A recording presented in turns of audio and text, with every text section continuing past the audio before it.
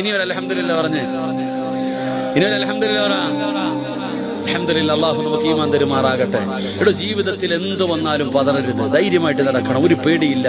കാരണം എന്തേ? അള്ളാഹുവിന്റെ തീരുമാനമേ നടക്കത്തുള്ളൂ. നീ ക്യാൻസർ വന്നു, നീ നിലവിളിച്ചാ മാറുവോ? കരഞ്ഞാ മാറുവോ?